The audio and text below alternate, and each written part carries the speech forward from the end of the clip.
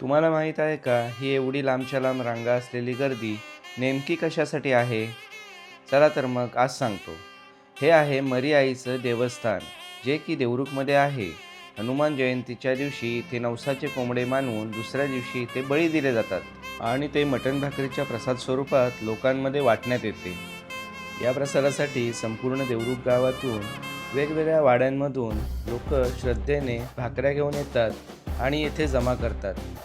गेली कित्येक वर्ष सुरू असलेली ही प्रथा पाहण्यासाठी आणि अनुभवण्यासाठी मी जाऊन पोचलो देवरुखमध्ये असलेल्या मरीआई देवस्थानाजवळ.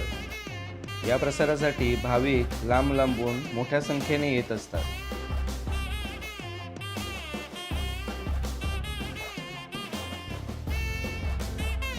देवरुखमधील मरीआईची यात्रा कोणाकोणाला माहीत आहे त्यांनी मला कमेंट करून नक्की सांगा.